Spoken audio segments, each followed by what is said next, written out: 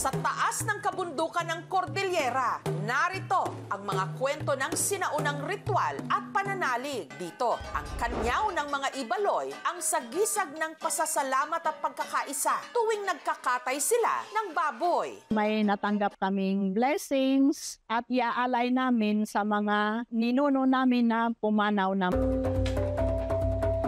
Para masulit nila ito, bawat parte ng baboy, iniluluto nila kahit na ang napakalansang tumbong nito.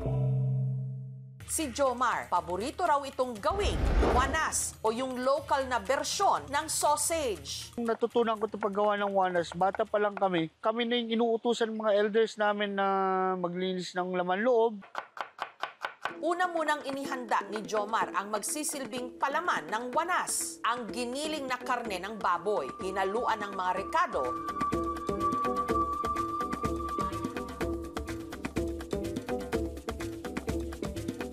at tinimplahan ng pampalasa.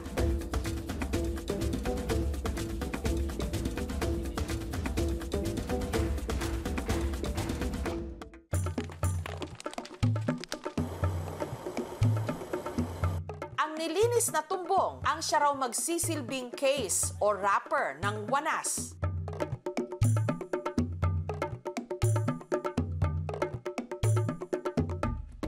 Para hindi lumabas ang laman mula sa tumbong, tinalian niya ang magkabilang dulo nito. Medyo maselan din tong ating skin eh. Itong casing natin, kailangan natin himasin para hindi siya pumutok or mapunit.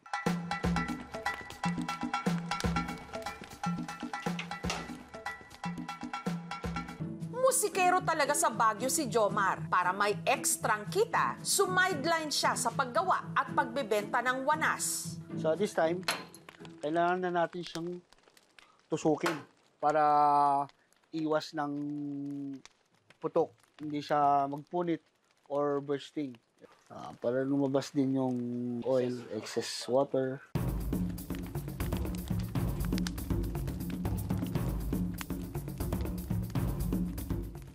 Wanas, masarap din daw ihawin. Malasa, smoky, flavorful po. The best. Unique yung lasa niya. Habang ang iba naman niyang gawa, i-vacuum seal niya at inilagay sa freezer para maibenta. 500 pesos kada 700 grams. Itong wanas na to, dati natitikman lang sa may Thanksgiving feast or sa watwatan. Ngayon, nilabas ko na sa market. Isa siyang provider ng anong gusto ng mga anak ko na ipoprovide niya. Ang best seller sa kainang ito sa Tondo, hindi raw pwede sa mga masiselan. Ang main ingredient kasi nito, parte ng baboy na masangsang ang amoy. At kapag hindi maayos na nalinis o naluto, kumakapit pa ang lansa nito. Kumakain ka ba ng tumbong o ang large intestines na nakakabit sa butas sa puwet ng baboy? Yucky o yum? Yung mga comment ng mga customer, dito malinis yung tumbong, walang amoy, walang lansa. Una muna itong nilalamas sa asin. Nilalagyan natin ng asin yung tumbong para mawala yung amoy niya, yung dulas, saka yung lansa. At sa dinurog na tawas. Lalagay po tayo ng tawas para mawala yung baho ng tumbong, saka yung dulas. Hindi pa siya lumalasa, sir? Hindi naman po. Ang tumbong isinalang sa malaking kaldero sa loob ng 45 minuto. Lalagyan natin po ng suka para totally mawala lahat yung amoy niya. Hinango at binanlawan sa malinis na tubig ng 4 na beses. Kailangan po malino yung tubig niya para malinis ng gusto.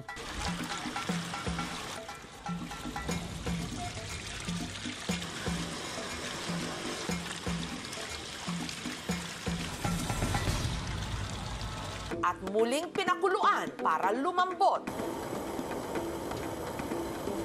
Lagyan natin ng tubig, asin, sibot, betsin.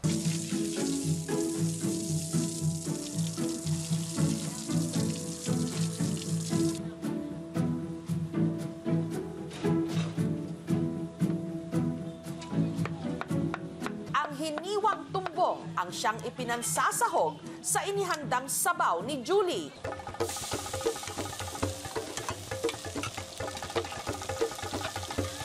Nagawa naman sa pinakuluang bias ng baboy.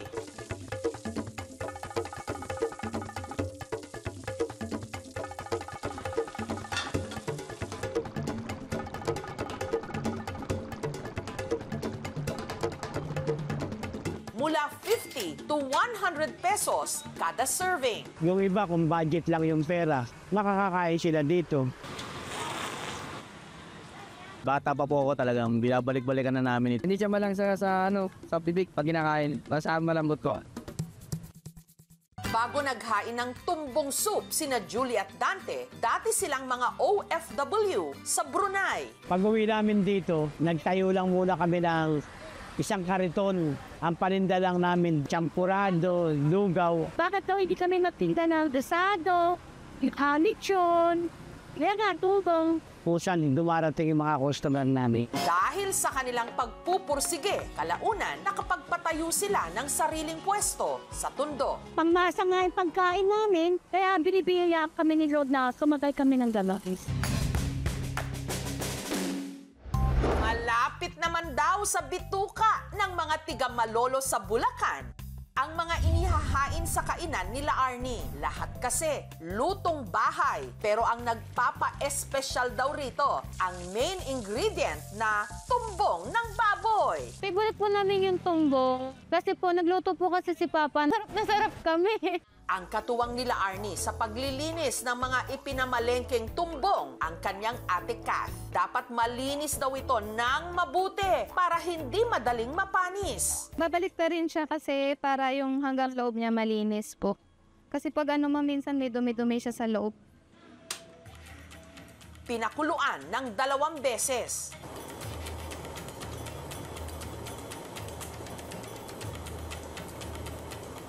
After 1 hour po, malambot na po siya. At saka iprinito na parang chicharon.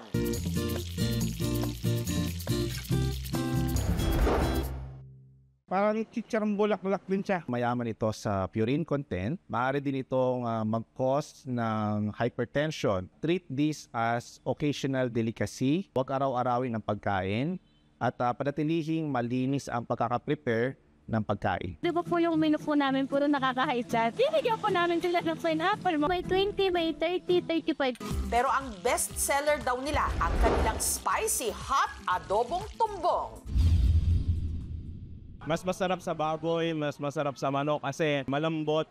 Dahil patok sa panlasa ng kanilang mga parokyano, sila Arnie kumikita ng 5 digits daw kada araw. Wow! 14 anyos lang daw sila Arnie nung nagka-interes magnegosyo, bagay na itinuro ng kanyang yumaong ama. Sinabi po niya, mas okay daw pong magnegosyo ka. Ikaw mismo yung boss.